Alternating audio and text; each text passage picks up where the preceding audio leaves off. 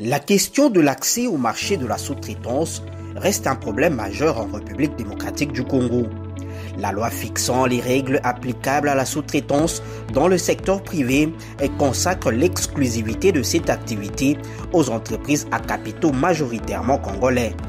Ceci dans le cadre de promouvoir les petites et moyennes entreprises des nationaux pour une émergence de la classe moyenne. Toutefois, si l'intention y est, la faisabilité et la mise en application posent problème. Il n'a pas suffi seulement que le législateur nous donne cette loi sur la sous-traitance privée aux entreprises des droits congolais et à capitaux congolais. Mais il faut faire en sorte qu'il y ait un environnement propice permettant à ces entreprises congolaises, à capitaux congolais, de pouvoir souscrire, non seulement souscrire, concourir à l'obtention de ces différents marchés. Jusqu'à présent, cet environnement tarde à être créé comme il est fait. Pour les entrepreneurs congolais, l'accès au marché de la sous-traitance n'est pas facile. Plusieurs facteurs ne favorisent pas les nationaux à gagner suffisamment de marché. Il ne faut pas oublier que le marché de la sous-traitance en général, c'est un marché de spécialisation. Et nous avons peu d'entreprises à capitaux congolais qui ont ces spécialisations recherchées dans le mine. Je vous donne l'exemple. Nous avons les génies de mine. Les génies de mine, c'est une entreprise qui fait des travaux de mine, qui exige des gros capitaux. Mais ces circuits financiers doivent être détenus par ce qu'on appelle les sociétés financières. Les sociétés financières, c'est ce qui donne l'argent aux décapitalisations, aux industries minières, aux sous-traitances minières à forte dose capitalistique. Donc en investissement, ces structures-là n'existent pas au Congo. Les grandes entreprises, quand elles viennent avec leurs sous-traitants. Et donc ce qui fait qu'elles cannibalisent toute la chaîne de valeur. Et il n'y a pas de place pour les entreprises congolaises. Les entreprises congolaises sont limitées à des actes mineurs, à des services mineurs qui ne sont pas très rémunératrices. Mais les grands contrats de 5 millions de dollars par an, 10 millions de dollars par an échappent totalement aux entreprises congolaises qui n'ont que des contrats de 100 000, 200 000, 300 000 dollars par an. Ici au Congo, c'est un peu plus complexe parce qu'il y a des difficultés, il faut avoir des connaissances, il faut avoir un tel, ainsi de suite. Je ne vais pas entrer dans la profondeur du sujet, mais moi, c'est que je pourrais dire à l'étranger, on peut avoir des accompagnements, mais ici au Congo, c'est vraiment très compliqué. Sur le marché, et si ça se passe qu'avec une société que vous sollicitez pour pouvoir leur proposer vos services, derrière, ça ne se passe pas, c'est pas parce que vous êtes incompétent. Il y a aussi pas mal de facteurs qui rentrent en cause. Est-ce qu'ils vous connaissent? Est-ce que vous êtes recommandé par qui? Il y a beaucoup de choses en fait. C'est pas forcément les compétences. Parfois, ça peut être aussi de la recommandation, comme ça peut être aussi, comment dirais-je, des connaissances. Il y a des arrangements. Je veux pas dire qu'il y a de la corruption, il y a des arrangements. Il y a pas mal de choses comme ça, oui. Oui, il y a beaucoup de trafic d'influence dans ces marchés. On les reconnaît. Oui, il y a des formalités classiques qu'on a mises en place. D'ailleurs, dans beaucoup de ces entreprises-là, ce qu'on appelle le hub de recherche et de recrutement de sous-traitants ne sont pas au Congo.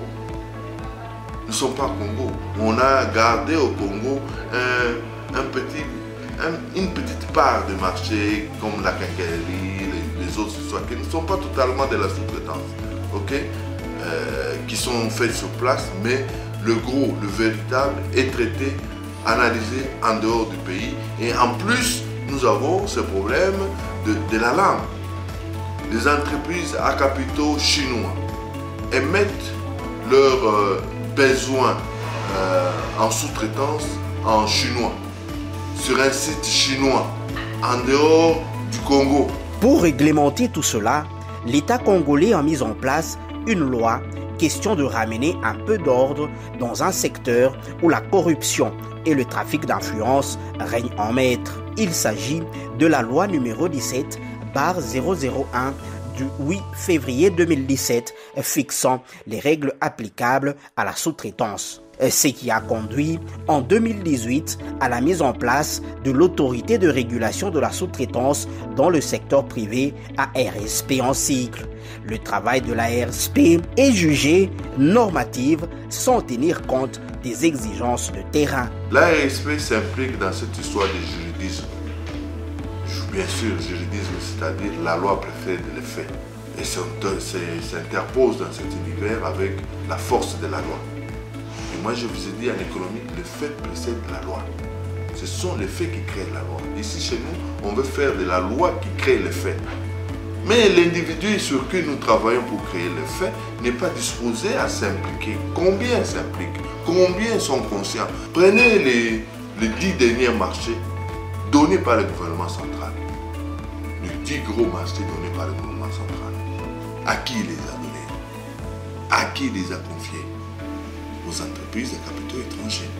Pour des sources mieux placées au niveau de l'ARSP, les grands problèmes avec les Congolais, c'est que ce dernier ne cherche pas la bonne information auprès des services habilités. Pour ce qui est des avis d'appel d'offres qui se feraient en dehors du pays, l'ARSP exige actuellement que cela soit fait sur place au pays. Nous sommes en train de discuter avec les entreprises principales pour faire en sorte que tous les appels d'offres soient logés dans le site web de l'ARSP. Pour en avoir le cœur net, nous avons fait un tour sur les sites officiels de l'autorité de régulation de la sous-traitance dans le secteur privé. À la date du 23 octobre 2022, à l'onglet des avis d'appel d'offres, rien n'est affiché. Néanmoins, au dire de notre source, à l'ARSP, un fonds est déjà créé pour permettre aux nationaux de faire face aux avis d'appel d'offres demandant des investissements plus importants. Toutefois, toutes les parties prenantes dans la sphère de la sous-traitance en République démocratique du Congo s'accordent à dire que les Congolais devraient apprendre à s'associer pour faire bloc face à ceux qui viennent de l'extérieur. Nous voyons les autres communautés qui travaillent en groupe.